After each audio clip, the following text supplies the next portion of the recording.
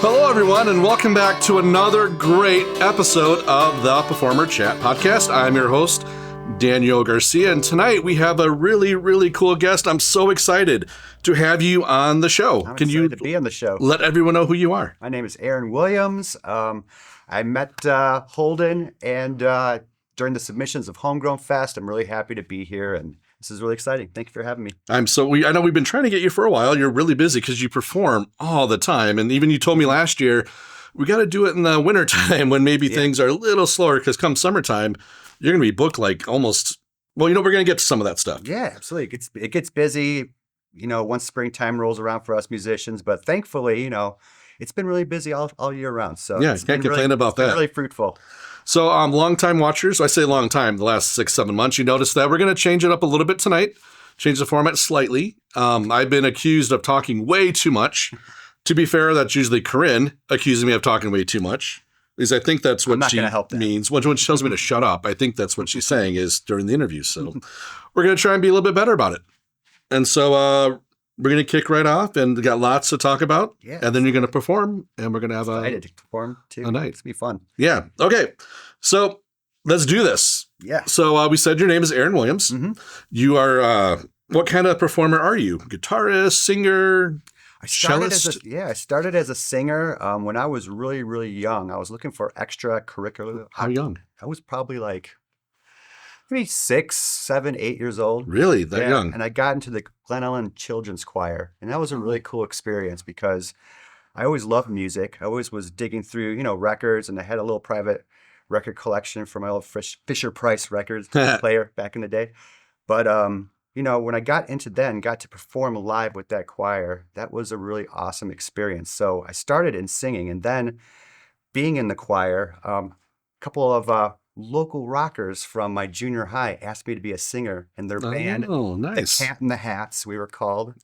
We played one gig, I think, for like a basement church gathering on a weekday, and we got to play a Pearl Jam and a Nirvana cover. I was going to ask, what's your style? Yeah. Cat in the Hats. But... Yeah, we literally just played those 2 songs. I think we had one original song. Okay.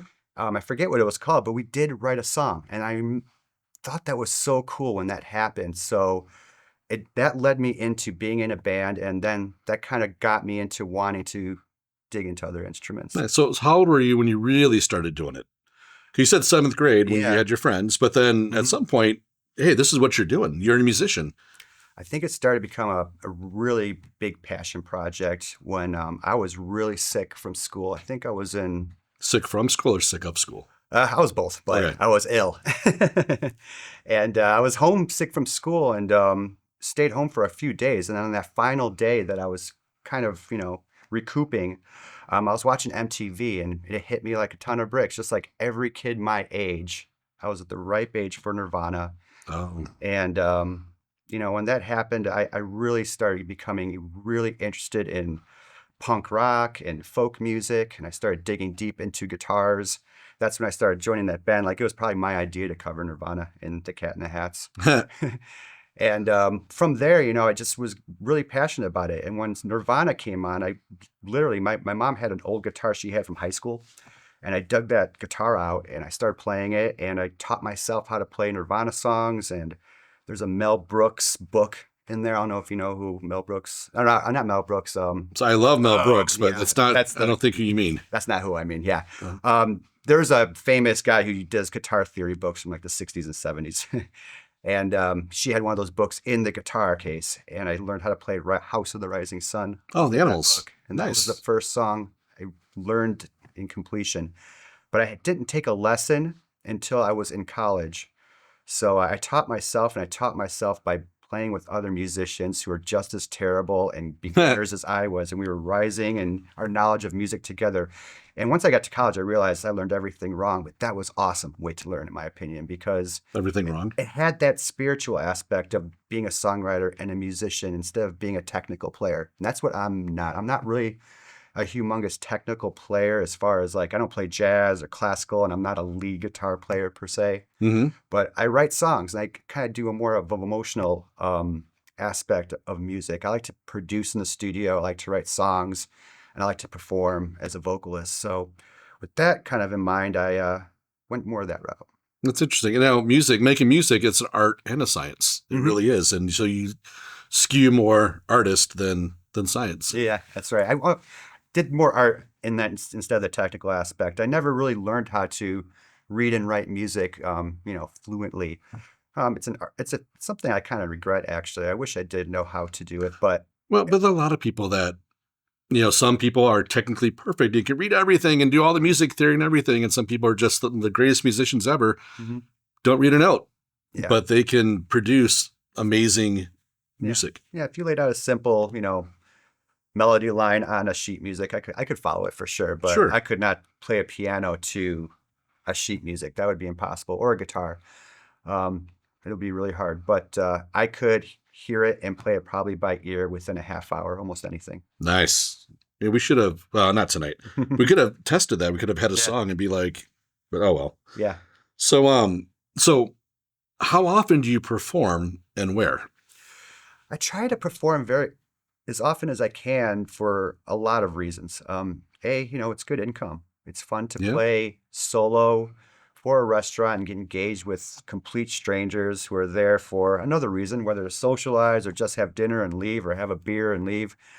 Just getting engaged with them and keeping them there and having a conversation with them either musically or between songs. I love that. Like when you guys came to see me play We in did. Plainfield. Crafted. Yeah, I like to engage with the audience and kind of get a banter going on, Oh, with you're a them. very good performer, and you're right. People don't get bored watching you. You're not up there just playing. You're Mhm. getting them involved and Yeah, engaging and eye contact and talking. That's the kind of performer I want to see.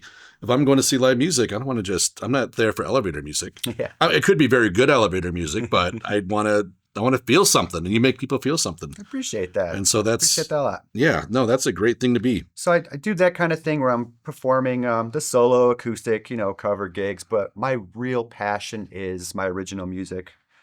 My real passion is performing and recording my original music, and I do that as much as possible.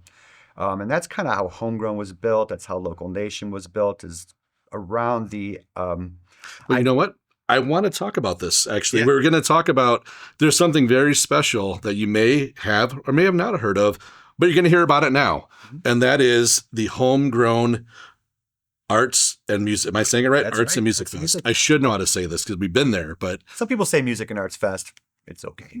so why don't you please tell us all about this. And then also what, Yeah, yeah, and just in that same realm, it's a good segue. Is that 13 years ago, I was putting out a record, and I was like headlining the Metro and getting into House of Blues, playing South by Southwest. those are big gigs. Yeah, That I'm playing, they're, like I'm saying, I'm playing pretty big gigs and getting into good tours. We toured with Eve Six, we toured with Sister Hazel, we did some great shows with Local H and stuff like that. was this your band or you? This was the Aaron Williams band created. Nice.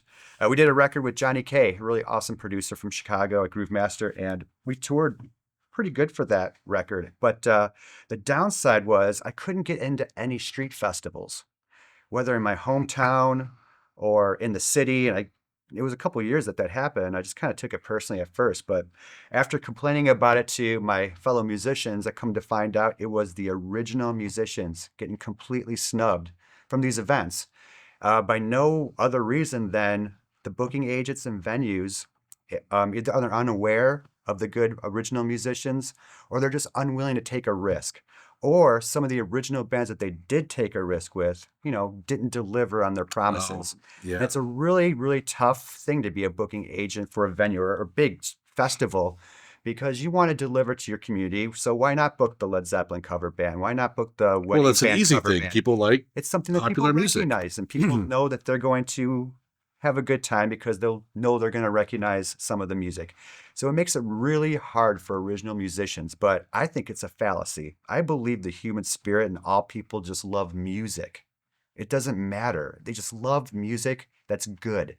And they love talented and witnessing talented people, whether they're playing Led Zeppelin or the wedding cover band, or whether it's their own original music. And I'm convicted of that. And Homegrown has proven that year after year that these original musicians can throw a festival equally, if not better, than some of these cover band festivals that are in our hometowns. But that all said, that was my reaction. I was just like, all right, fine, I'm going to throw a festival where you can't play any covers. How about that? And at first, it was just supposed to be a one and done thing. I gathered some of the bands that we were playing with at the time that were also experiencing this, and we threw a 1 day event. I think 10 bands played. We had an acoustic stage. It was very similar to what we're doing, but on a smaller scale.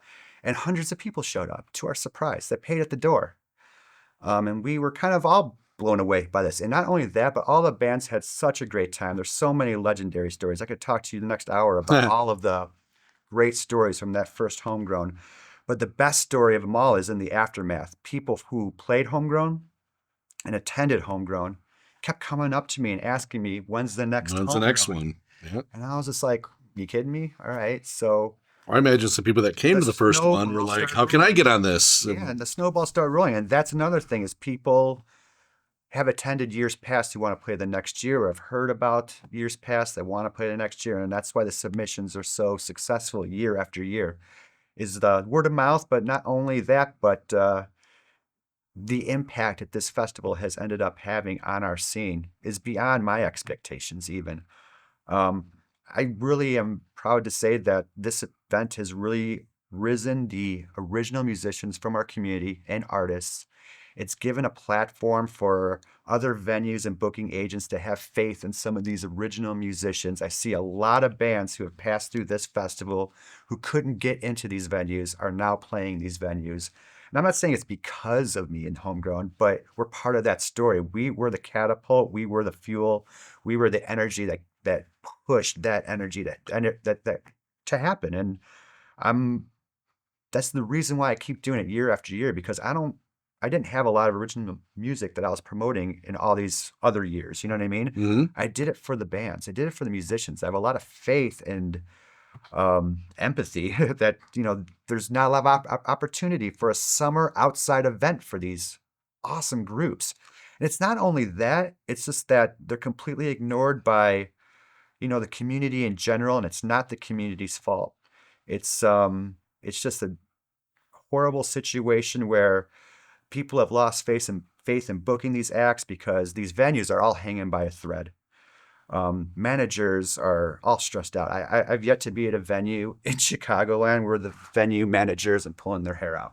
Really? It feels like it's actually been... And it's because they want their venue to be successful. Sure. And they don't want to take many risks. They want it to be a guaranteed thing. And that's not their fault. It's economics. Good it's just the way it is, right? You want people in the door. So how do you change that? Homegrown Arts and Music Festival had a huge hand in changing that. And I see these larger venues booking original musicians now, and that was not the case 15 years ago. So that reaction to not the opportunity for me 13 years ago has triggered this Homegrown Festival. And 1,000 musicians have played Homegrown. Thousands of music fans have come to support Homegrown. And we've gotten media coverage from so many different awesome entities, media, corporate, college, and podcasts. Well, the music, an extremely important part of the festival, is just one part of the festival. What about the other half of that coin? The arts. Can you tell us about some of that? The arts and crafts. The artists that have passed through Homegrown are so talented. And all of their art, it's like handcrafted passion projects. And I make sure that these artists are producing something that's really unique and special, but also something that they're making themselves. They're not just doing it on a 3D printer. They're not buying it at the craft store. They're making this stuff literally from scratch. A lot of this stuff, and it's paintings, it's jewelry, it's pottery. There was a pottery vendor that literally went into the forest preserves and dug out clay to make the pottery that she sold at Homegrown from the local forest preserves, or maybe not a forest preserve, but local, river banks, DuPage River. Well, I think last year, one of my there's a lot of great artisans there. Yeah. But I think my favorite one was probably the gentleman that made guitars out of cigar boxes. Yeah, he's awesome. And I hope he comes back. We have half of our vendors booked right now. Submissions are still open. I don't know if they'll be open when we release this podcast, but we'll have to see schedule wise. Yeah, they might not be open anymore. But at this point in time, they are open and cooking to have a great lineup and a lot of great vendors. We decorate. The great thing about the vendors, other than their amazing work, is their setups decorate the entire festival inside and out. they put so much heart into their setups. And it's a Hmm. work of art within itself, in my opinion, is how they present themselves. Because, a lot of them do this all summer. It's not just homegrown. They have a setup that they do, but I think people put a little bit extra oomph into the homegrown setup because they know it's an original artistic music and arts showcase. And they put a little extra decoration into their thing. It's Well, cool. it really is a special event. Hmm. It's at base camp. Yep. Last year, embarrassingly, was the first year I went there. Holden's been there a couple years now. He went the year before Oh, and nice. checked it out, and Corinne did, and I was busy with school and stuff. I couldn't do it, but it's great. It's at base camp. You walk in, you've got 3 music stages. Right. 2 outside, the acoustic party stage. Is that Yeah. what they were calling it? Party Marty did it last year. He's unable to do it this year. Oh, Unfortunately. really? He But, was he great. did the party outside acoustic stage. We're gonna have another cool host this year, but yeah, we're gonna miss Party Marty. Oh, His man. presence is special. He was a lot of fun. He is fun. And It's a lot of fun. then the second outside stage, which one is that? So that's kind of the harvest stage, we call it. It's the outside stage. It's surrounded by the vendors. It has the outside tent.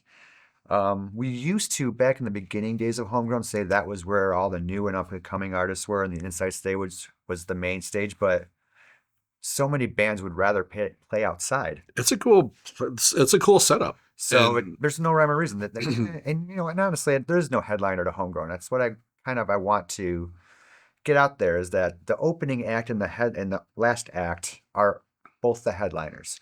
Well, what I appreciate is you've got the different styles of music. If you like live music, but you like the acoustic set, you've got a stage for that. Yep. If you like the bands that are rocking out, you've got a stage for that. That's right. And if you got in between, you've got a stage for that. Yeah. And so you're going to really get, and it's live music. I mean, how great is it? Go someplace, sit, have a drink, have a snack, have food, whatever, and just have a day of live music. Mm-hmm. And It's nice. um, I love the community part of it too, because there's more people there to witness what we're presenting than the people who are presenting it. And that's the thing that makes it so fulfilling for me too. It's not just on the music side and the art side where they're getting impacted, but the people who are there are really kind of blown away by how talented these people are in our communities from right here at home. That's what Homegrown means. It's music and art is grown right here at home. And they're like, wow, they're from Downers Grove, or they're from Aurora, or they're from Glen Ellen. And people are kind of like, wow, I never knew all these talented people from right here in my backyard. And they are. And that's the thing I was talking to you before we started, is that the submissions, when I open them every single year, It says flooded. all these people come out of the woodwork that you never knew, that were just right there in your backyard. Even for me, like, who's seeking out musicians, proactively, Well, the thing too, you made a comment on this earlier, and you don't just let anybody in. I mean, you got to have a little bit of skin in the game, in that you got to have an online presence. Mhm. You got to be working it. If Yeah. you're just a hobbyist that does open mics once every few months, you're probably not going to get in unless you're some amazing, awesome, Mhm. blah blah blah. Mhm. And so the people that come in, they're good. Yeah. And you go out there.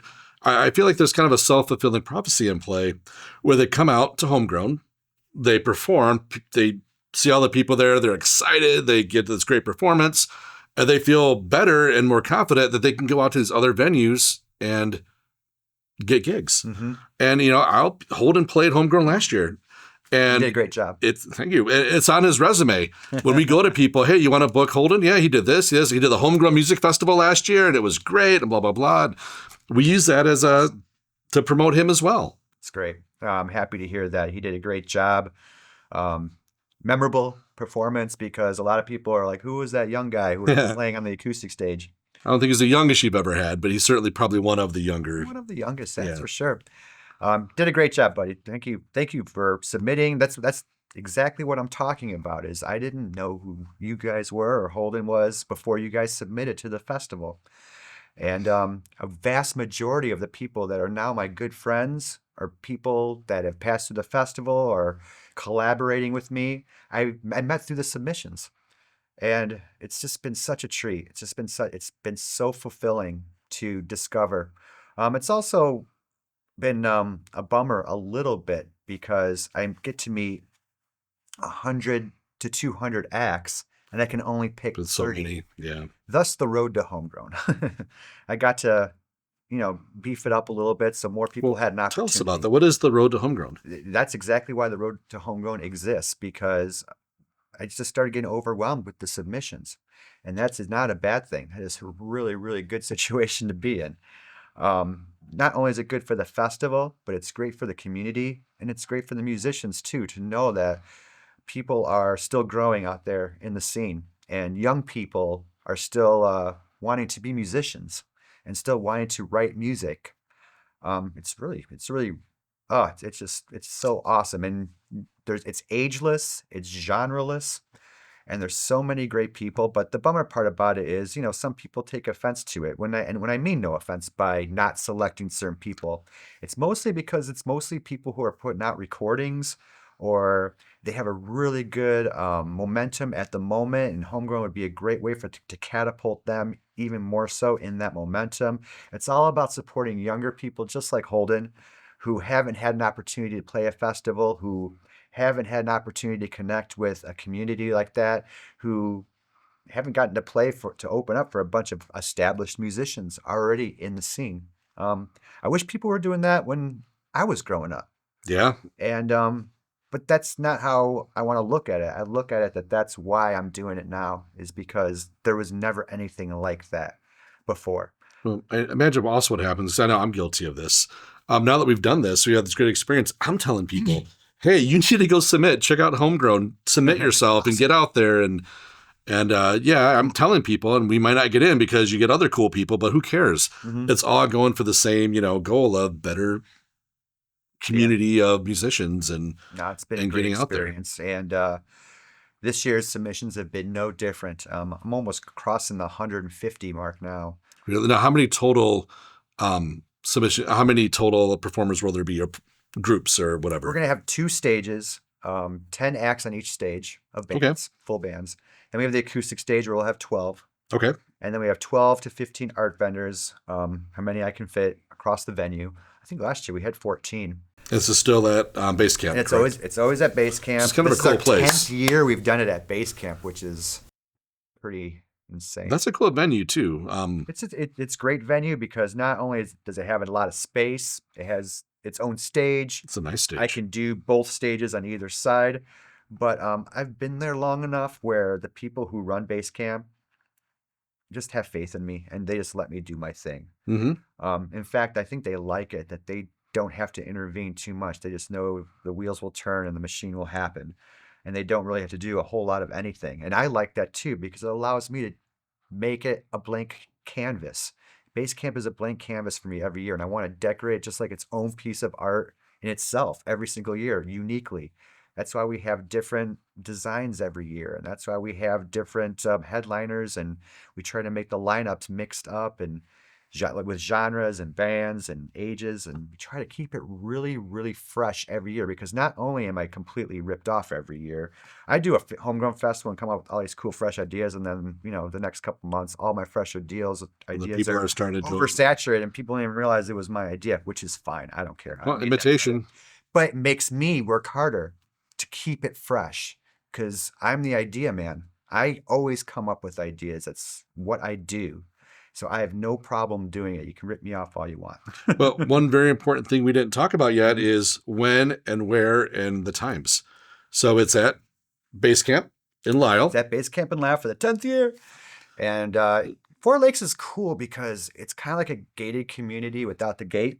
Mm-hmm. And when you're kind of rolling into Four Lakes, you feel like you're not in Chicagoland. You feel like you're going to some kind of summer camp at first because there's all the trees and it's in the beautiful ski hill and the huge lakes that are all over the thing. And there's high rises and condos all over. It's a really cool spot. But it's a public spot too, because anyone can go to base camp anytime. Well, in the wintertime, you go skiing there. Yeah, and they've got the whole big hills and I think that's why they call it base camp, isn't it? Because of the ski. It used to be called the Lodge because of the ski hill.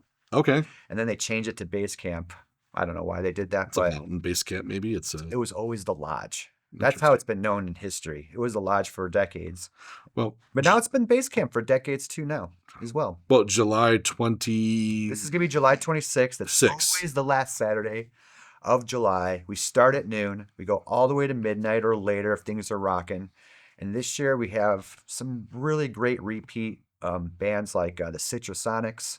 They're really putting themselves out there. They're really prolific in recording new original music. They put out music videos. They're always doing Oh, Facebook nice. Lives.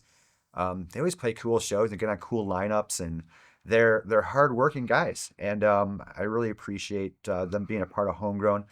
Choose Your Characters coming back. They're also a band that really does well out in the city, but they're from the suburbs, so they don't get to play out in the suburbs very often. So Because they always when have to they go. do, It's a yeah, big when they deal for do, it's a them. big deal for Yeah. them to have that opportunity. And their friends and family that, hey, I don't mind going to Lyle. I'm not going to go in the city, It's but easier for the people yeah. that grew up to just go to Lyle, right? And Now, well, tickets are 20. so we do like a thing where we let the band sell the pre-sale tickets for 20 before the show. Okay. And then at the door it's 25. Okay. So if you want to go to this festival, find somebody that's in the festival and buy tickets from them. $20 in advance. And if Yeah. you miss it, just go to the door. 25, get in there. Yeah. And And tickets go on sale May 1st. We got a great headliner this year. We got Pino Farina Band. Modern Daybreak is also coming. Kendall Collette Band is going to be performing. I'm going to be doing a set on the main stage. I'm really excited to present my new original music that I've been recording. And I'm really excited about finally getting that music out there too. actually, I'm glad you brought that up because I want to transition now. Mhm. 'Cause you know what? If we just let ourselves talk, we're going to talk for hours. Yeah. And so I don't want to like could talk corral about you, it. but I also kind of make sure that, Ken stays awake the whole time. And so Holden stays awake because bedtime's at a certain. But you mentioned original music. So I think you're going back in the studio. Mhm. Are you in process of recording? Have you finished recording? Are you In the studio all year, and last year too, for that matter. the Slowly, same album? yeah, it was a slow moving process last year. I just did it every so often, but it's been a much quicker process so far this year. We've really got some great momentum. 5 original songs. They have vocals, and I got an instrumental that I'm doing too. And really excited about putting this out because I haven't done anything since I did the movie soundtrack for Mind Over Mindy, and that was in 2016. And I haven't put out any original music since then, and it's because of 2020 and a bunch of other obstacles, but it's finally coming to pass. And I got I got to bring back some of the old musicians that I had planned for this project pre From 2020. the Aaron Williams band? Not Or some yeah, others? that band was over once we did the Art Electricity tour, which was phenomenal. That band kind of just disbanded. We just did other things. That's Okay. kind of how it goes with the records. I don't have a major label record deal, so I can't just have a band and have like a 5 album deal with the same band, which would be awesome. That would be Wish cool. I could have that, but all of my albums are separate little entities with separate different musicians. I've never had the same musicians twice, And you got a actually. lot of friends too that are really good musicians that are probably like, yeah, I'll play on your album. And Yeah. I've had no one turn me down, which is great. I've only asked a select few to start, but I hope to continue to record because it's been such a amazing, fruitful experience. Rax Track Studio in Chicago is such a institution and such a beautiful, awesome recording studio that nurtured me when I was at Columbia College. I got to intern there for a year and a half and be a part of so many great sessions, and then I got to record there, including that movie soundtrack for Mind that's so Over Mindy. awesome. The cool thing about Mind Over Mindy is this was a while ago. It was like almost 10 years ago, but it finally got picked up by streaming. It's going to start streaming on all kinds of streaming platforms this summer. And that's really exciting because there are stars in this movie. Jim O'Hare, who was in Parks and Rec, is in it. Larry or And Larry Thomas yeah. from Seinfeld episode is in it. And hopefully the recognition gives this movie its due because it's a black comedy. It's dark, it's hilarious, it's strange, it's odd, but it's a cool movie because it's well done and the acting is superb. And the star, Steve Parks, is my hero. He's an amazing actor, and it was such a thrill to be a part of that soundtrack. And got to record that at Rax Tracks too. So That's I haven't done awesome. anything since that experience. So this experience You're overdue. has been throughout the last year, and I got people that I've met through my homegrown experience to record with me. All the people that have come into the studio this last year have played homegrown. That's kind of how I think I met all of them. That's pretty cool. So it's a homegrown album. Nice.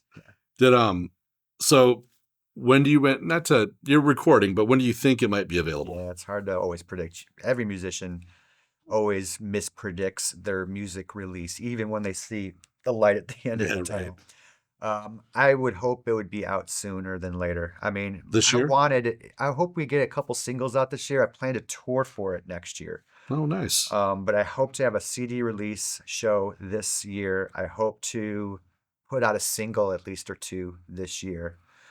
And then have that kind of kickstart us into 2026. Because 2026 is going to be a really, really good year because I'm prepared. I've had many years to prepare for this moment, and I'm going to seize it. I'm excited. That's so awesome. Yeah.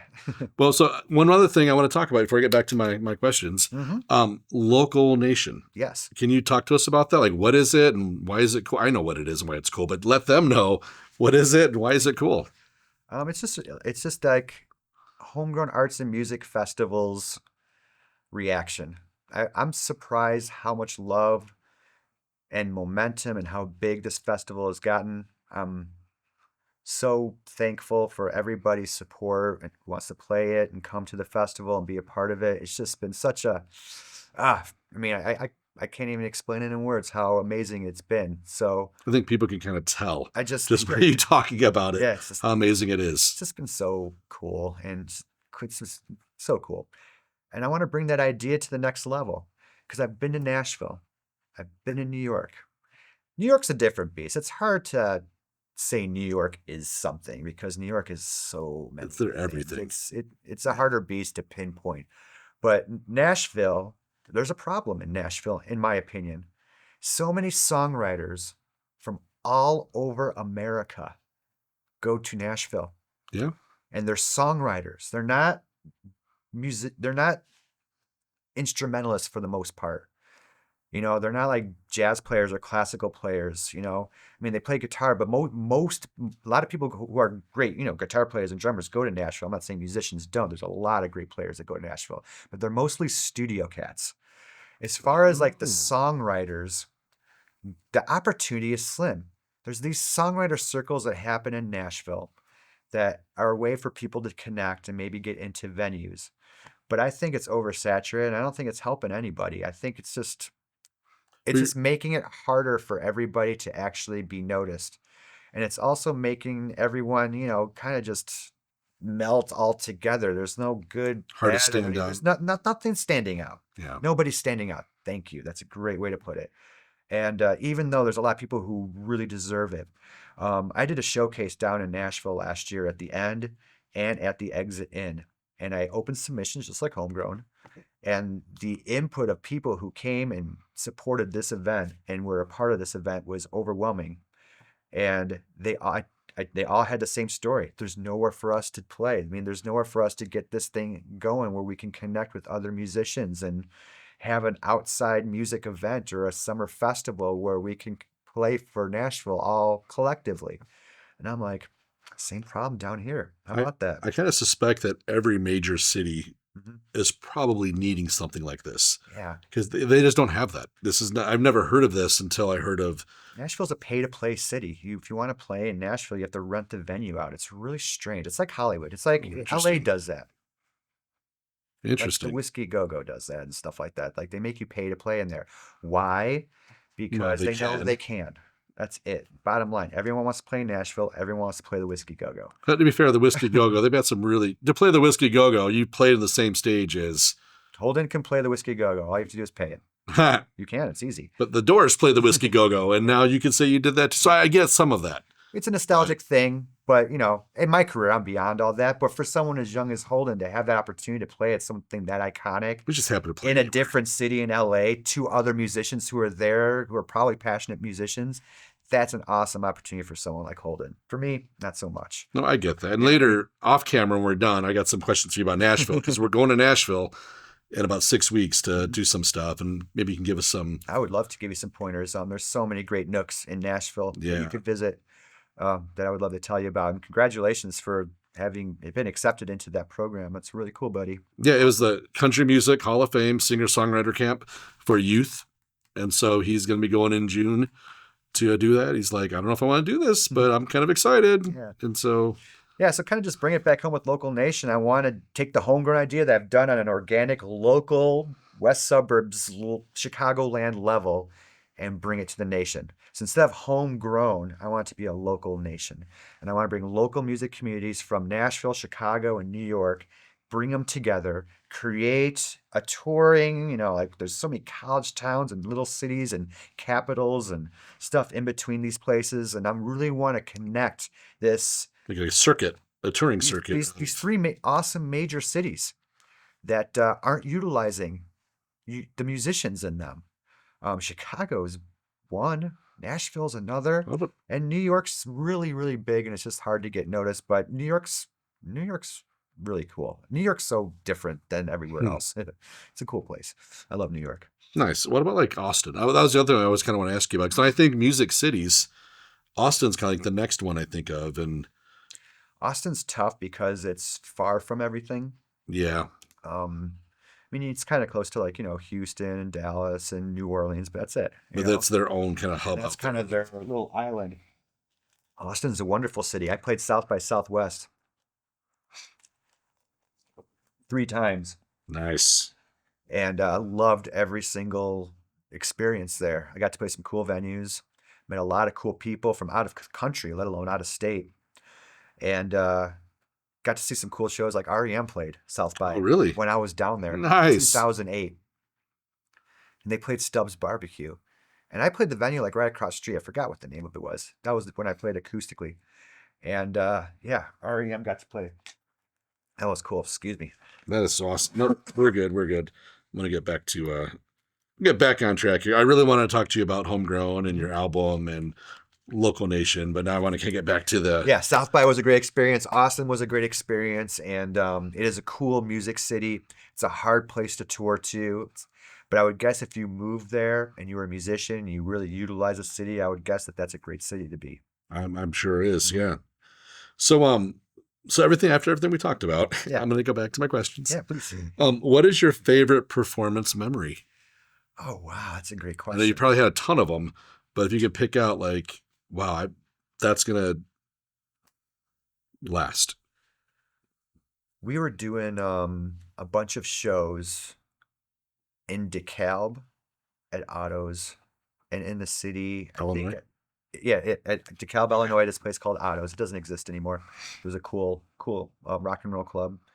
And we were doing, I think it was Double Door and Subterranean. And there was a booking company that was booking us at these shows pretty consistently because we were doing really, really well. What year was this about?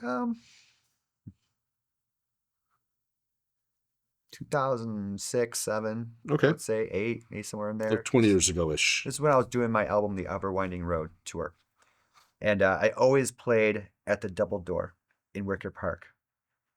That was my home away from home. Every time we played there, all my friends and family, and I had a fan base that was very, very supportive and came to those shows. So every time we played the Double Door, like we played other venues and we would go on these tours and it was great, but we played this Double Door, we would always just have hundreds and hundreds of people there. Nice. It was just like crazy. I don't know what it was, but we got to play there like almost every other month for years. It was Nice. awesome.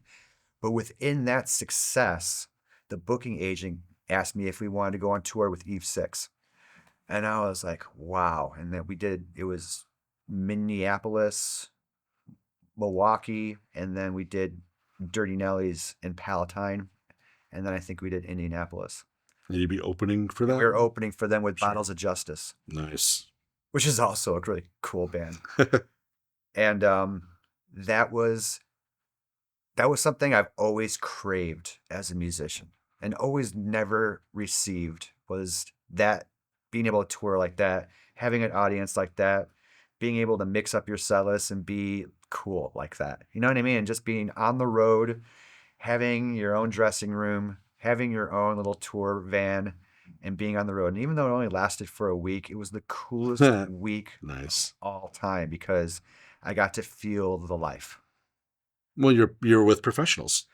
And Eve you're- Six sold out every show they Yeah. played. In fact, it was sold out, I think, I mean, they were still big. It wasn't during their peak, but it wasn't that far afterwards. I mean, they're a huge band. And then, they're playing venues. It's probably like the size of Dirty Nelly's, the whole tour. Mm-hmm. I forget all the names of the venues we did, but Well, how big is the venue? I'm not familiar with that Dirty place. Nelly's is like the size of the Metro. Maybe, yeah, it's about the size of the Metro, I guess, with the upstairs and everything. It's about how many total people would you guess? Maybe like 1,000, 1,200 people. So nice, really nice size venue. Intimate, but a nice size. It was probably like 1,200 to 1,500 people every single night, and they're all there crammed in for the opening act. And we were before the opening act. We were like the first opening act. Nice. So cool, and I got to experience that life for a week of my life. And been chasing it ever since. It's like, probably what gamblers feel when they hit it big and then they never hit it big. One hand, perfect hand, and now you're going to chase it. Yeah. Oh, man. It's similar to that. I can empathize. I really can. So, what is the biggest challenge you have when performing? We are the Performer Chat podcast. We're going to talk about you as a performer and let other people learn from you. And hey, that's really cool. I like that. Or, this is. I hope musicians hear this. This is the most valuable lesson I learned as a musician, and my career has changed the second I learned this. Hold on, listen up. Yeah, and I get so much flack for this because I'm convicted to it. It's part of Homegrown, actually. And this is something, if you want to have successful shows and not have your bands break up, not have it get overwhelming, not have it be disappointing, not have it be a bummer, because nothing is worse than working so hard on a show, promoting it, getting an album or a single together, and the only people there are your normal friends and family, and there's like nobody else there, and you're thankful for them there, and you perform your heart out for them, and you're really happy the place wasn't empty. But it's just such a letdown because you want to grow, you want to have new fans, you want strangers there, you want people you've seen at your old shows there, you want to see the momentum happening. Why does the momentum never happen for a lot of you bands out there? I'll tell you why. You oversaturate yourselves. Learn how to turn down gigs. That is the secret. You don't have to play everything. Why would you want to play 5 small shows in a month instead of one big one? Why would you want to play 5 small shows in a summer instead of one big one? Well, why do you want to do that to yourself? It's not the 80s and 90s anymore. It's not like you're on the road roughing it and flyers and people and their support. It's oversaturated. Spotify has ruined it. The internet has ruined it. Yeah. It's over. And now you're going to oversaturate yourself on top of it. It's the worst thing every one of you do. And I had become more successful and I learned to say no to gigs, especially dumb gigs, where I'm just like, I don't care if I play with these bands again. It looks like it's a fun lineup because it's your friends and you've played with them before. But learn to say no. You don't have to do it all. Do the one that you think is going to make your band rise the most. And I'm not saying it has to be Homegrown. You can say no to Homegrown. That's fine. But when you do book a gig, make sure you give those gigs its proper due. Promote it. Get people to the shows. Don't put it all on the venue and the promoter because you know what's going to happen. You're going to be disappointed. I can only do so much because at the Homegrown Festival, the reason this festival is successful is because of all of my years of hard work. It's not because of anything more. I'm hoofing it out there every single summer just like the bands are, trying to get the cherry on top. The bands don't bring 1,500 to 1,200 people to Homegrown. The reason 1,500 people to 1,200 people come to Homegrown is because of the history of Local Nation and the festival, all the promotion in the media, and all of the people from the past who just had such a great time. I keep telling the bands during the submissions, I can't tell you how many people come to Homegrown every year who don't know one act, but they know they're going to experience something special because there's the bar's high. I know what good music is. Mm-hmm. I can say that with conviction. I know who has delusions of grandeur in this scene. And I know who thinks they're bigger than they are. But you know what? A lot of the great, great, great musicians are super humble and don't even know it. They don't even know it. They're super humble and hard on themselves. How good they are. We're self-deprecating. It's part of the beast. Oh. And that's a great lesson. Say no. Don't have to play with the same bands all the time. You don't have to play at the the venues all the bands are playing. Play at the gig you know is going to be worth your time to promote, and promote it, and don't not bring people. 10 people isn't enough. 20 people isn't enough. 50 people is barely enough. If you want to be a good band, you got to bring 100 people to a show if you want to get to the next venue and the next step. The only way you're going to get into Lincoln Hall and Metro and Subterranean and all these great venues in the city is if you have a fan base of 100 people. I'm not kidding. If they bring and that's a consistent fan base. That's not just a one-time thing. That's a fan base you have to consistently have. And you know how hard that is to do? And nothing destroys you getting that more than playing too many gigs at dumb venues. Well, I want to make 2 comments. One, I really like what you said with you can't leave it up to the venue. You got to do the work. You got to promote it. Because guess what? You do the work you promote for this gig, do the same work for that gig. What are you doing? You're building up your audience. You're building up performance or performance for performance. You're building that fan base. So you're doing the work. So the next time it might be a little bit easier as you keep growing it. So it's something people might not really think about. And then when you're building that fan base and you're oversaturating yourself, people who come back to see you, if you did have a good show, they're going to come see you at a place that's empty. And then they're going to be like, oh, they're not that big. And then that fan is done for the rest of their lives. I see it happen all the time. Be careful. Well, devil's advocate. Yeah. You're on a path that's much further than some people are on. We get people that watch this that are just starting out, been gigging all over, and so you got to be if you can't get those big gigs and you just want to go out and do something, there's something to be said for just getting out there, refining your craft. You got to put in the work. You don't get to be a good musician by staying home in your basement. That's true. You got to get in front of people. Now, there's going to be a point though where you're going to have to keep this in mind and not oversaturate yourself when you're getting to that level. That's true. I'm talking when you're at a level in your career where you're really taking it to the next step. Right. Don't oversaturate. To get to that level takes a lot of open mics, rehearsals, meeting new people, networking with each other. So yeah, I'm talking about a little bit further along in the career, but for beginners, there's kind of no such thing as oversaturating yourself at the top. Yeah. Right. That's why I want to point. I knew what you meant. Yeah. But people watching might not. And where obviously with Holden, we're at the beginning, and he's saturated all over the place. We're doing open mics every week, and he performs 4 or 5 times a month. And but once you start getting a fan base where you start getting a dozen, 20, 30 people, 40 people that are more or less strangers, you didn't know them. They're not family. They're not your immediate friends. That's when you got to start being careful with oversaturating yourself because you want to nurture those people. Absolutely. Because if you're only going to play a few times, you want them to make it count when they come see you. Again. Not wait, I'll catch him when he's at so-and-so and then, but absolutely. But the only way you get good as a musician is by going out and doing it. And you got to do it. Put in the time. Yeah. It's a double-edged sword. Do it with dignity. You got to find that balance. But you were grinding for years before you really started.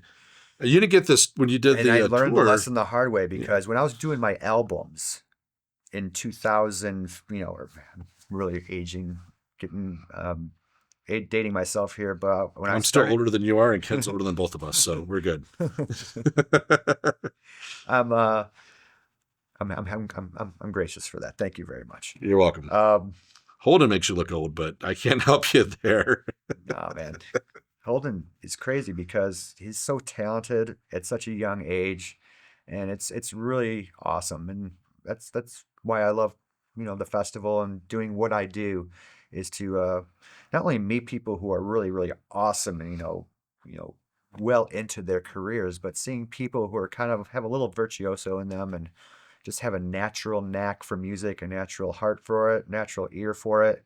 And it always kind of blows me away to see all of these young people really, really talented because it's just so cool. It's just such a awesome thing to witness. We appreciate really you young as well. Talent. You've been very supportive and very even. You had him out there last year with you doing press. And he loved going. I was on the radio with Aaron. This is so awesome. It was awesome. That was such a cool experience. So cool. I love her so much. I think there's something to be said, and I don't know, I'm not going to ask your belief system, but there's kind of a karma to it. You do good, and you put things out there, good things happen back. And it's just kind of this perpetuating thing. And just like, we did Homegrown, and we loved it, and we're going to tell others. and hopefully they'll get invested. They at least come to the festival, or they perform, and it's a ongoing thing, paying it forward, and it's just a Always cool a way to paying be. it forward thing. And that's what I love about the aftermath of the Homegrown Day is that most of the bands do really network and connect and come up with other ideas and come up with other showcases and maybe even record together. Or some bands break up and then those bands form from other bands from Homegrown because they met Well, at the event. Tons of relationships from people, friendships and, relationships have been made at any Homegrown. homegrown marriages I that you know believe of? there have been homegrown marriages, not Wow. at the festival, of No, but course. they met at the They met festival, at then the it festival. blossomed, I'm and not going to call them out right now, but I can think of two off the top of my head that they met at homegrown and they have gotten married, which is now we need to have a that's even like homegrown. an extra special thing about it is that the community part of it is so heartwarming because there's never a bad vibe. Everyone smiles, everyone's there socializing, It's a good time. experiencing the music. You leave the drama and hate at the door. You come in, you just have it's music, man. Just enjoy Yeah. it. Yeah. And You have no choice. The vibe is just washed away. people are really cool. And again, I'm going to go back to one last time. When he did it last year, he was hanging out with the different bands, and he was loving it. He had an experience of a lifetime. Nolan And was rocking out backstage with they Donner's were Groove. they were all very Downers Grove. They were very cool with him, and he felt like Nice. one of them. And it's like, oh, I could do this someday. And Those guys are cool. yeah, they're very nice people. Okay, so what is your creative process? You're a singer-songwriter, so what is your creative process in that? I was at a concert Saturday night seeing Sierra Hull, and my buddy Swamp, who's a photographer, was there. He was shooting the show, and before Sierra went on, he asked me that very question, and it's just hard to say how a song is written because there's so many different ways I've done it. A melody could just hit you. And you're just like, why is this melody being in my head? And then you just kind of like figure it out. All of a sudden there's chords, and then all of a sudden Or words just start coming around. And then when the words come around, I usually have the hook. I usually just let a natural hook just kind of come around with what I'm feeling and base it all around that. And that's just one natural way. Sometimes I'm sitting in traffic and I hear construction work, and I'm like, that's a good beat. and I'm just like, all right. And all of a sudden a melody line starts coming in my head, sitting there. And there's another way where you can actually have words, where you just have a stroke of uh, inspiration, where you just write poetry, and then you write the music to the words as best you can to fit that emotion. Done it that way. I've had dreams where I wake up and I immediately go to the guitar and I write a song. Do you keep the guitar by the bed then and a notepad just in case? No, I don't do that, but the guitar is always close. That's right. All right. And I have actually woken up and in a morning's time, picked up the guitar and wrote a song because it's just something in me that morning. Subconsciously, you're zooming out. Wow. There's no rhyme or reason to it for me, but I would have to say the number one way that songs do come to me is I love melody. When I listen to music, I attach to the melody before I attach to anything, the beat or the lyrics or the technicality of the music. It's always about the beautiful melody lines of the vocal music or instruments or the vocalist. And melody has been my thing. Okay, I I can love see melody that. lines. I love a good, beautiful melody line or a complex melody line that's really just like, wow, that's a really interesting melody line. That's why, sometimes I don't get so attracted to sometimes the blues way of soloing is because it can be so, blues is like all about the pure emotion of it. It's kind of sporadic and there's not really a melody line to it. It's all about the emotion flow of what You're they're riffing feeling through it, and how they're interpreting their inside. And that's how all people solo. But when you're doing a melody line, it's more of a conscious thing than a subconscious thing. I really like to have that structure of a good melody line that's a focal point for a song or a solo or a riff or something like that. And I would say most of my music is based around those melodies. Okay. Well, I got a few more questions, and then we're going to have you perform, which I'm very excited about. Yeah, I've seen you perform Yeah. in places, and I'm excited for our audience to see you perform. But a few more questions, and then we'll strike the set I'm and excited. get everything set up. Yeah. So, what is the best compliment you've ever received? Preferably music performance related, but somebody could say, hey, you've got a, whatever. But Yeah, musically or performance wise, what's the best compliment you've ever received? it was from Johnny K. Okay. And the reason I say Johnny is because of his caliber. He's a Grammy nominated producer. He's somebody that He's knows what part he's of the talking Grammy about. committee. He's recorded with so many famous and influential musicians. And the fact that I got to work with him was such a treat. And when we first sat down to go through the production and go through my songs, he was very complimentary about them. And he kept, I mean, we were listening to him. He had great ideas. We changed structure and we went through these tunes together. But every time we popped on a new song, he'd be like, wow, that is a great chorus. Oh man, wow, that is a really good structure of a song. Or he would say stuff that it was very complimentary that he meant from the heart because he was doing it in the moment. It wasn't like we're having a meeting. We were in the moment listening to this music together. And I remember leaving that session being like, wow, that couldn't have gone better. That was really an awesome experience, just sitting down with Johnny K at his studio in Chicago. That's not there anymore. It's I think it's in Nashville now. And just being in his studio, listening to my tunes from my demos and having him critique them in real time. And most of his critiques were complimentary. And it was very nice. And he said a lot of really nice things. And I don't want to quote him saying anything specific, but No, I get what remember you being mean. really, really happy about it. But another great compliment was I got to perform on James Van Ostel's Car Con Carney live, my song Ash, that I did with Johnny K. Nice. And he also gave me a really, really incredible compliment. So that was an awesome experience. I'm going to be releasing that performance of my song Ash from Car Con Carney with James Van Ostel for charity this fall. And he's going to be with that quote in it if he allows me. It's Nice. cool. It's cool. So Oh, those two experiences were really, really awesome just because it meant a lot to me that people of their caliber have heard so much music and been dealing with so many people on the corporate level, media level, had kind words to say with me instinctually on the fly. That was nice. that's so awesome. It Thanks for always, asking that question. well, I've you never get a been lot of, asked that question before. well, you get a lot of compliments from a lot of people, I'm sure. And a lot of musicians do. You have friends, but it is more special when you get somebody like that Mm-hmm. because you know that, hey, this guy's bona fide. They're legit. They know what they're talking about. There's a lot of substance to it. It is. It is. It was very, very nice. And I say, it was fuel for my creativity in the studio because it made me feel legit. It kind of like, justified everything that I was trying to do by having him be like, these are great songs. and he probably wouldn't tell you that if they weren't. I mean, he would probably give you a pretty honest assessment. Like if they weren't good, he'd probably be like, I mean, his name was going to be on it as a producer and, he was going to spend a lot of time. yeah. So it's real. That's legitimate. And he mixed the record, which took time and a lot of heart. So yeah, the whole experience was just like, that's so awesome. I love that. Yeah. I love that. So, two more questions. Cool. Then we're going to perform. Yeah. So what advice would you give yourself when you were first starting to perform?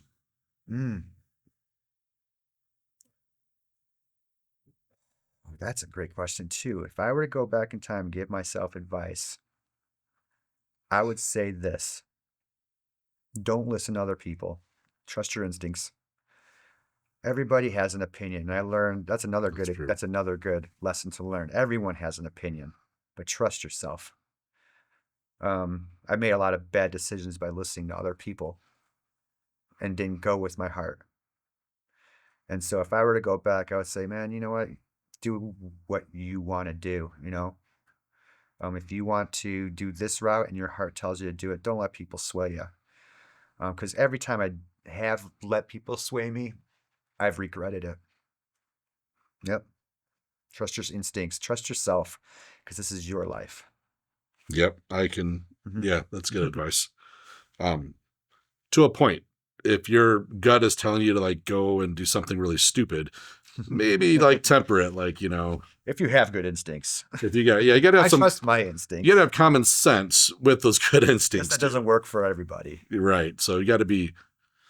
But if you're going to be a musician and try to be successful, you can't just be anybody. It takes a certain kind of bravery, and it takes a certain kind of heart of steel, because everybody's going to tear you down. Thick skin. It happens. I can't tell you how much love and support I've gotten from Homegrown Festival, but there are haters. There are people who are jealous of what we do. I don't know why, because there's nothing of that in my heart. But it's just part of the game when you get recognized. And when you start getting recognized for what you do in your work, people who aren't being recognized for their work are going to hate on you. And I don't know why it's like that, but you got to have thick skin, trust your instincts, because when people do give you advice, not all of them have your best interest in mind. They have their best interest in mind. That's true. And and a win-win, it aligns, but it doesn't always align. And so, yeah, I would give myself that advice. Yep, that's good advice. So, final question before the performance. All right, let's do it. I know you have this. Yeah. What is something you want to tell your fans? This is what I would love to tell my fans. I'm very excited to finally put out some new original music. I would like to thank you for all your support for Homegrown. All the submissions are amazing. All the people that come to Homegrown, it's incredible. I step outside myself every single year to look at the big picture and see what impact this event is having for us as a community. And I just can't believe how much love I've gotten from all of you. So thank you for all the people who see it for what it is, who see it for its love, see it for its commitment. Put all your hate aside for the Homegrown Festival if you have any of that. If you have any preconceived notions about what you think it is, know this, that Homegrown Festival is literally just a community event here to elevate original, talented people who don't have an opportunity at our normal venues. I just want them to get their due, and I do fight hard. I am the whipping boy, because I'm the one that has to speak up for all of you. And I've taken a lot of it. I've taken a lot of bullets. Taken a lot of bullets. Trust me. But you're still here. But I'm here. What doesn't kill you makes you stronger. That's right. And I'm strong. I'm ready for Local Nation to bring this on a national level. I'm ready for my music to be brought to a national level. I'm ready for the people who want to join me on this venture to bring this to a national level to come with me. And if you have the bravery, if you have the time, and if you have the talent to do it, I'm going to be your greatest supporter. That's all I can say. And I'm really looking forward to the future. I think there's a lot of positive things for local musicians on a national level and for our local community. And I couldn't be more excited. So please keep your eye on the social media platforms. I'm Aaron Williams' music page on Facebook. Liking stuff on Facebook and comments goes a long way. You don't even know these people. They are looking. Record companies look at this stuff. The Chicago Tribune, the WGN. These are the people I'm trying to get to advertise our festival. And if you want them to advertise our festival, they got to see that this is a community event that's supported by a lot of people in our community. Like and follow. Which it is. And so follow me on Aaron Williams Music page on Facebook, aaron.williams.music on Instagram. Homegrown Arts and Music Festival is on Facebook and Instagram. Local Nation is on Facebook and Instagram. You can find Local Nation at Contact Local Nation on both platforms. The way we're going to elevate this is if we really bring this together, folks. We can't be nitpicking each other over this and that. If we want to bring our music to the next level together, we got to be friends. That's what this festival is all about. That's what music is all about. When I was growing up and listening to music, the reason I was attracted to this lifestyle is because everyone loved each other, and it was a lifestyle of community and passion and love for each other. That's what I always looked at it in the punk rock scene in the 60s and in the alternative scene in the 90s. It's all been about that artistic credibility, presenting yourself in a really artistic form that's unique and special. And if you join forces with me, there's nothing I won't do for you. There's nothing I wouldn't do. And I have a big platform right now, and I'm not going to use it only for myself. Yep. And I'll comment. This is what you get. This is Aaron. This is thoughtfulness. This is genuineness. He's not pretty. This is who he is. And that's one reason I was very excited to have you out here. And I really think you do believe in a rising tide, or I messed it up. Don't make fun of me, Ken. A rising tide lifts all ships. And that is what you're doing. I believe that too. And all of you that know him know it's 100% true. And those that you don't know anything about him, believe it. Come out to Homegrown. Come out to these other shows. Right. And support local original musicians. It goes a long way. It does. And right before we get up to have you perform, I want to introduce you to our sponsors. Yeah. Hello. I guess this is our Grace's Gnomes. Grace is a young lady in the area that puts together these gnomes. And we've kind of adopted her as our sponsor. Would that be a correct way of saying that, Ken? She's been, whether she likes it or not, she sponsors our podcast. And if you like these, check out Grace's Gnomes. When we strike the set to get everything, the magic of our video, Ken's going to play her commercial. And nice. Yeah, it's a really cool thing. Those are awesome. So very cool. Let's do this.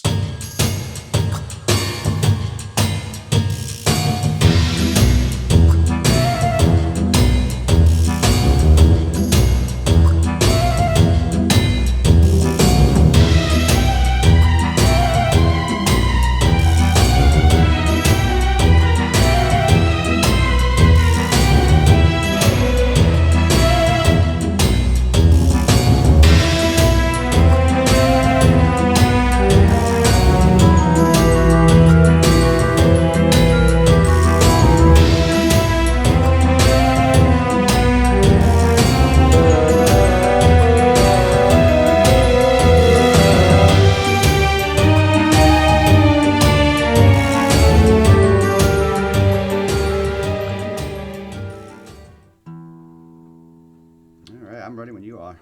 All right, you are set. Rock on.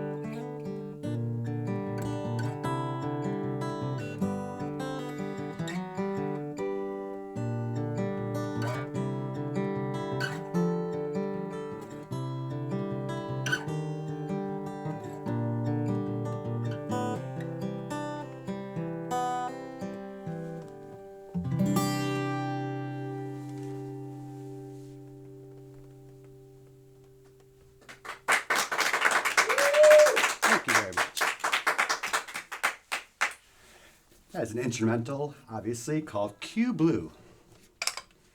That one was recorded for my new EP, and I have a good friend, Ryan Carney, who performed cello on that song with me, so really excited to unleash that tune sometime soon.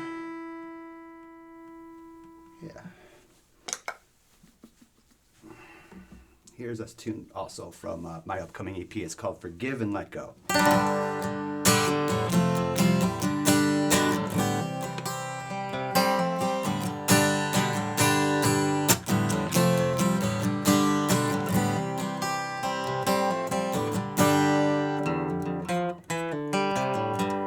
Young blossom, sprites to flower, blooming bright in your darkest hour. No sunlight, streets paper gold, ripping the fields of what we can hold. Rocking the boat, what doesn't bend and breaks. Put that all to bed and never feel so awake. I mean it, feel so choice. Who wouldn't want to use their voice? So free your mind, clear your throat. Maybe the ship can't stay afloat. I realize we all have a choice, but maybe it's time we forgive and let go. I'm feeling strong, I'm feeling weak. We all wanna help, we're blind to see. I mean it, I surely do. You and I are a part of the same group. So free your mind, clear your throat. Maybe the ship can't stay afloat. I realize we all have a choice. Maybe it's time we forgive and let go.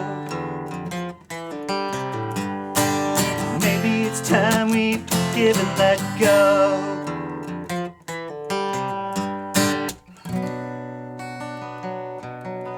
There's a rule we all must learn.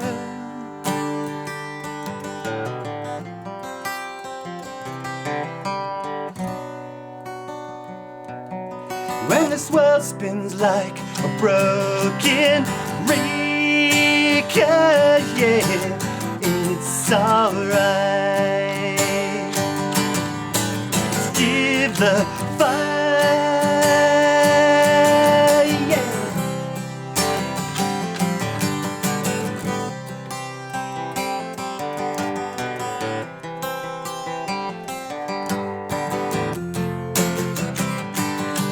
So free your mind, clear your throat. Maybe the ship can't stay afloat. I realize we all have a choice. Maybe it's time we forgive and let go. Free your mind, clear your throat. Maybe the ship can't stay afloat. I realize we all have a voice. Maybe it's time we forgive and let go. Baby, it's time we forgive and let go. Maybe it's time we forgive and let go.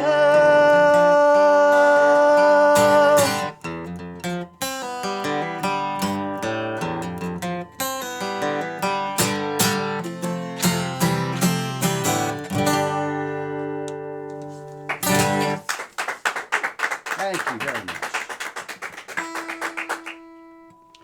Yeah, that song's called Forgive and Let Go. Will be on the upcoming EP. And my good friend Ray Boyd is on lead guitar on that track. Really excited to be unleashing that tune too. All right. I'm going to do a new song if you don't mind.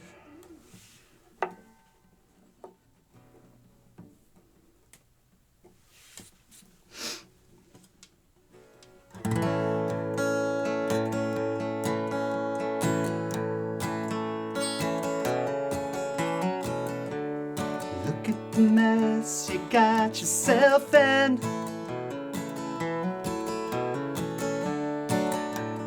Where do you begin to pick up the pieces?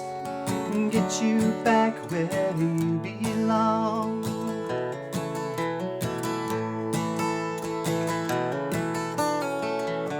Sticks and stones breaking my bones.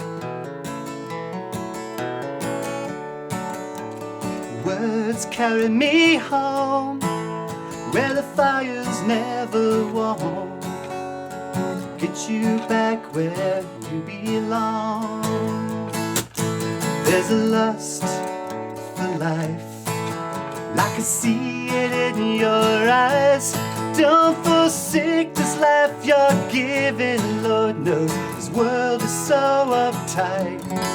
But if you focus on the darkness, you may never see the light.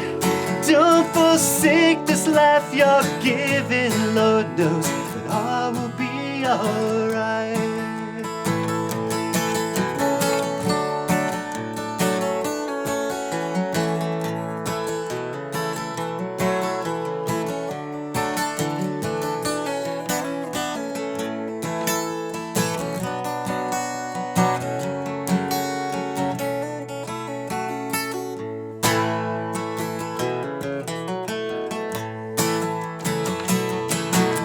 There's a lust for life, like I see it in your eyes.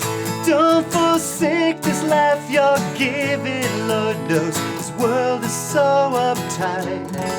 But if you focus on the darkness, you may never see the light. Don't forsake this life you're giving, Lord knows this world will be alright. Don't forsake this life you're giving, Lord knows it all will be alright.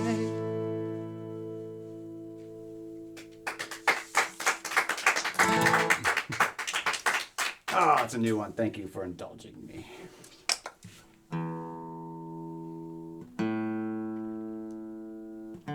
It's another song that's going to be on my upcoming EP. It's called You and I Can. It's literally about going on a road trip with someone you love. I don't think there's anything two friends, two lovers can do that's more impactful to your relationship than going on a good road trip and having that experience together. The longer the better. That's what I say. Being that vulnerable on the road, going to different places, seeing new things, and just being together is always such a awesome part about relationships, I think, in general. So that's exactly what this song is called. It's called You and I Can. And you know what? Everybody has the same problem. We always make up all these excuses not to live out our dreams and our dreams can be simple, just like a road trip. I want to see New York City. I want to see Mount Rushmore. I want to go on a boat on the Mississippi River. I'd like to see Paris. Do it. You can.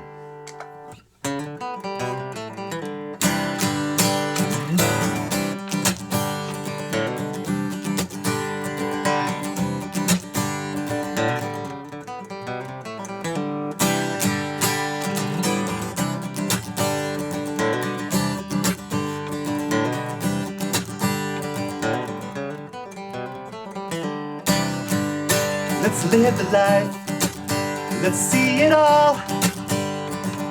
Doesn't really matter where we go. Let's seal the deal, no time to stop, oh yeah. We'll pick each other up anytime one of us falls. Baby, don't you know who I am? Our lives are under our own command.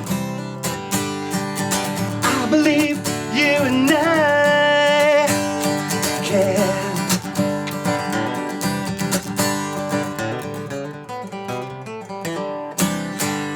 Here's the scene, the windows roll down, 2,000 miles across Americana.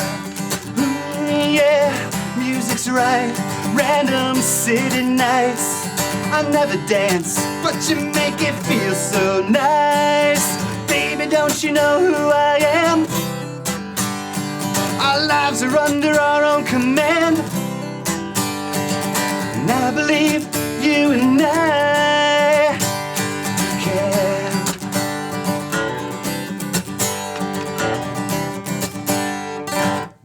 doesn't matter where we go.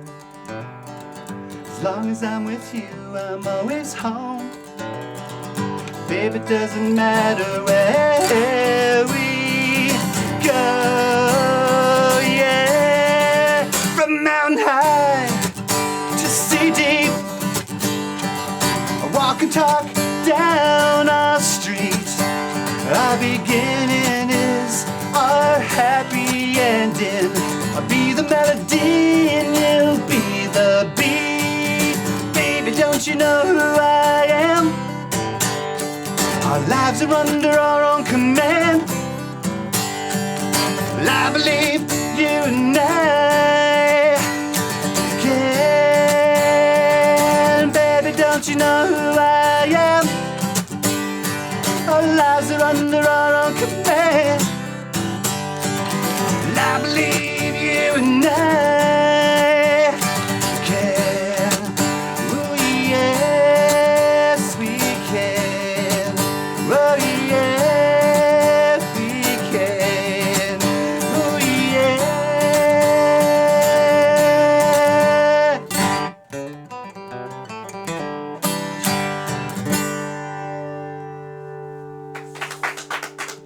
Thank you.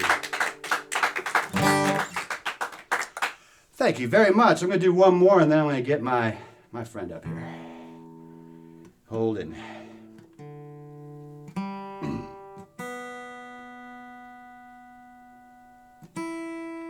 So I submitted recently to perform at the Telluride Bluegrass Festival. I'm not expecting to get in, but they did accept my demo submission, which I think is the first step. I'm not going to find out probably until this coming week. I've been waiting for 2 months. I recorded the song 2 months ago, submitted it to be on the Elk stage in Telluride. If I get accepted to this, you'll see me light as a feather the rest of my days and a permanent smile, just like that. It's seriously going to be a highlight of my life here. So hope I get it. Cross your fingers with me. This is a song called Fly Feather Fly.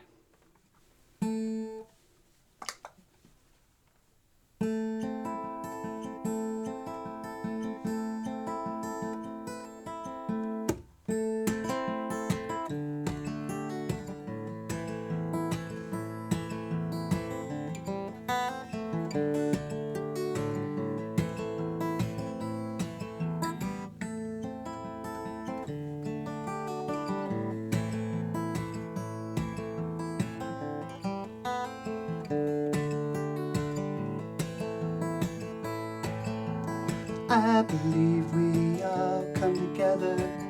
Hello, hello. I believe in birds of a feather. Hello, hello. Strength in numbers break the oppressor. Hello, hello. A lot to gain, and we have a lot to say. Hello, hello. Boom, boom, yeah, that's how. Come join me now, fly, feather, fly.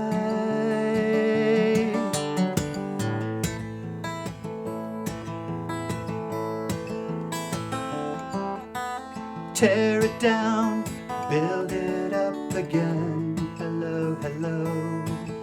Don't ruffle my feathers, you better watch what you say. Hello, hello. Join us now, front and center. Hello, hello. A lot to gain, and we have a lot to say. Hello, hello. Boom, boom, yeah, that's how. Come join the crowd. Fly, feather, fly.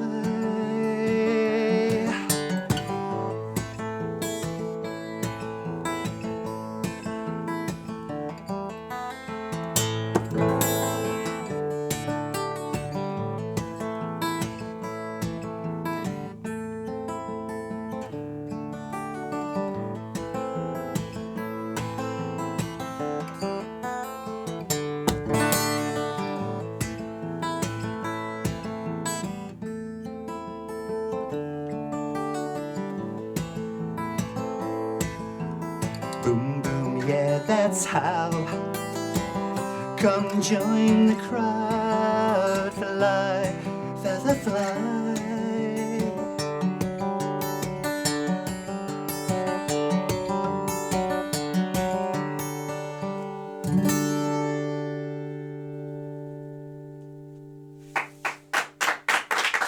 Thank you very much. Thank you. Fly, feather, fly. Yep, that's a song that I brought to the Telluride Bluegrass Festival. Hope I get it. A little introduction for this next tune. When I was in high school, there was a talent thing that you voted your most likely to do this, likely to do that, likely to be successful. I thought I was a shoo-in for most likely to be a rock star. I was the guy in the band. I was the band guy in high school. Duh. And I was always playing out. I played in my classrooms. I played, as much as I possibly could. When I was younger with a lot of friends, and I was just known as the guy, music guy. And I thought I was a shoo-in. So and everyone else thought I was a shoo-in too. People could come up to me going like, "Oh, what are you gonna do for your acceptance speech?" And I was like, "I don't know." I thought I had it, and ended up being a popularity contest and a cheerleader won. And I don't even know if she even was in a band or played music, but she won, and I was kind of like, are people even really noticing the other people at this school? Are people actually noticing that if you're not playing football and being a cheerleader, are you people actually understanding that there's other culture here at this school? Whether it be theater or music or dance or any kind of subculture either. It was just almost like if you weren't a part of that other world, you just weren't noticed. And that was my high school experience. I had a lot of friends. It wasn't like I was had no friends or I was alone or anything like that. I had tons of friends. High school experience was great, but they didn't see outside their own devices. They didn't see outside the box at my high school too much. It was very on the surface. And that's how I experienced my high school. And that moment was kind of just like the cherry on top for what I always thought my high school experience was kind of like. It's like if you didn't do this, you just kind of weren't accepted into almost everything. So I wrote this song called Believe that I think is my first good song. And the cool thing about this song is I wrote it because of that. And I got to perform it for the first time at my high school's talent show. So my whole school was in front of me when I got to play this song. So I got to sing this to them. And they are the ones that inspired the song for me. And you know what? It ended up being one of the anthems of my early songwriting career that people remembered. People even had a thing. It was almost like the YMCA. They did why, oh, why, why, oh. It was really funny. It's a simple song. But you know what? Now that I'm looking at the lyrics, and I was bringing the song back for this to play with Holden, I realized how simple is true and how the innocence of music is what is the brilliance of music. That's why Dylan's great. That's why Nirvana's great. It's not that they're the best musicians on the face of the planet. Dylan's not a great singer. Kurt Cobain wasn't a great guitar player. But why are they the best? And I think about that when I went back to this song, because this was me in my purest form, 16, 17 years old, writing songs for the first time, and it kind of threw me back. I kind of think it's a great song. So, Holden, you want to do this, buddy? It's called Believe. Let's do it, man. All right, so this is easy, all right? It just goes, why, oh, why, oh. Let's do a little quick harmony. 2, 3, 4. Why, oh, why, yeah. Why, oh, why.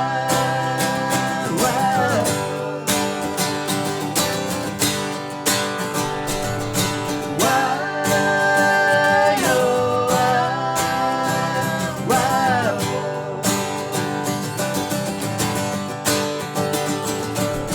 Hope you all are looking, you'll wanna see me.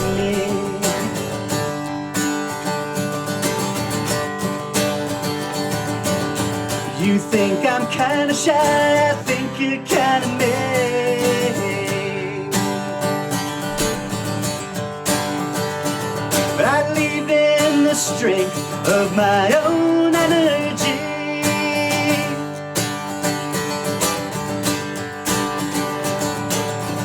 Even if it's something that you just couldn't say. We're gonna see. But I'll keep on riding, I'll keep on trying, even the world don't see anything. At least I believe in me. I'm gonna get it anyway. Why, oh, why, oh.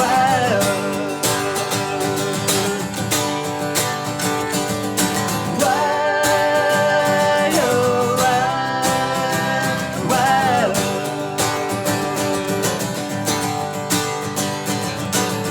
Do you even stop to see the beauty?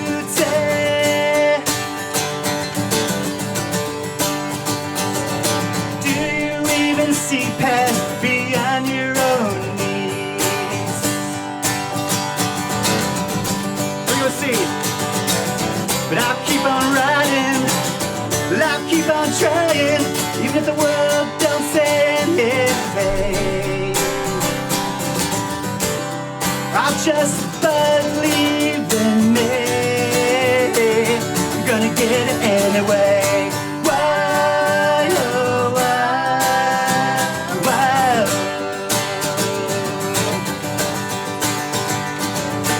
Why, oh, why, oh. There you go, buddy, let's do it.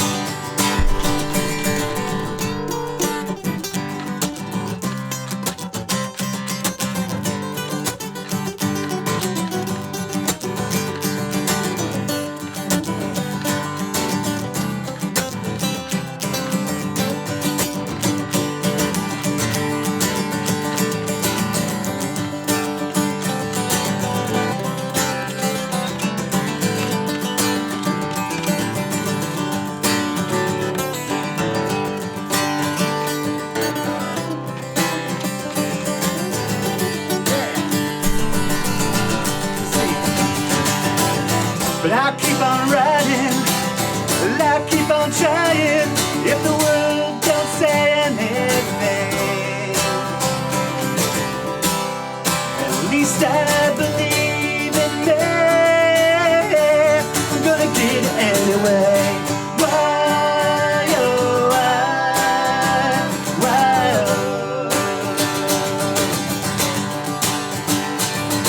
Why, oh, why,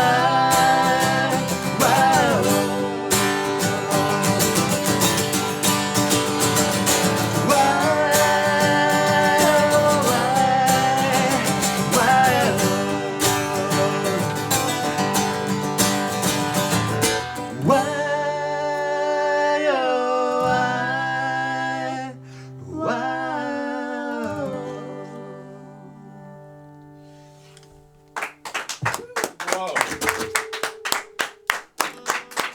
That was fun. Yeah. Great job, bud. That was awesome.